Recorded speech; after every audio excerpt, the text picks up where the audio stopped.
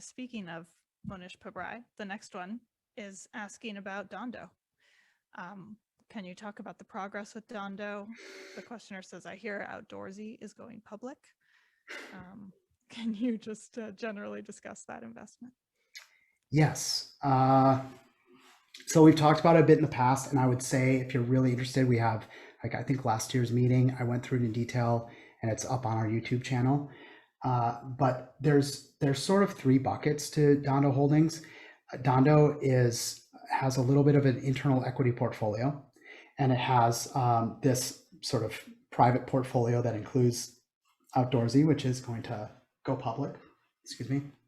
And then they have their sort of primary asset right now, which is their $100 million India focused hedge fund.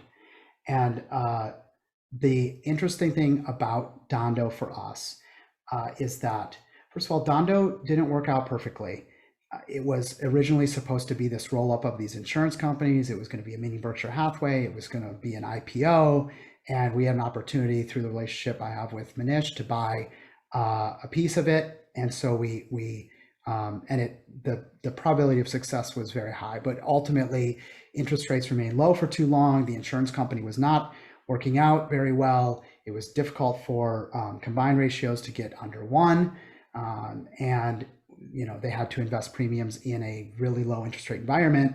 So it was hard to be profitable and thus hard to do an IPO. So they spun out the insurance entity, and Pabrai is basically returning capital. So we bought in at $10 a share. We've now received $7.50 back, and we hold this at the book value, which is why I mentioned that in the slides.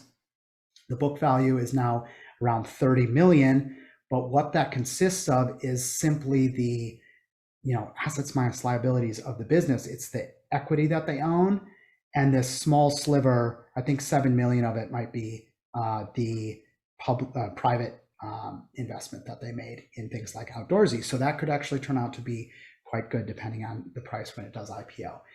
The hedge fund is going to be the longer lasting asset that we own. And it's quite remarkable, I would say, that our fund owns 2.6% or something of Manish Pabrai's India focused hedge fund. We are super fortunate to be in that position. We expect to get the rest of our $10 paid out as these IPOs occur, as they liquidate the rest of their internal equity portfolio. And now we're sitting here with a ownership of this hedge fund. The hedge fund has about $100 million in it. If you do the math, as they're growing, it's all focused on India. We also have a position in, we own Talis, of course. Talis is a firm that I set up in Turkey and allows us to get access to some of these really interesting companies throughout these developing markets in the Middle East, and they're trading for like 5 times earnings.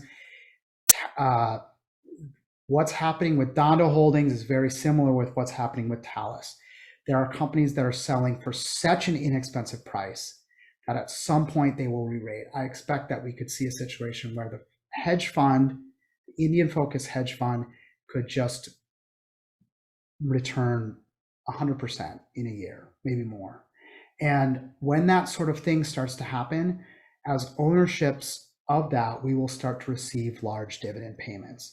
And so although this book value and what we're holding it on our financial statements is shrinking and shrinking, it becomes like this hidden asset where when Manish Pabrai's hedge fund, when Dhando Funds does well, we will receive dividend payments, and it could end up giving us a 3, 4, 5% tailwind on like an annual basis. So it could become a really valuable asset for us over time.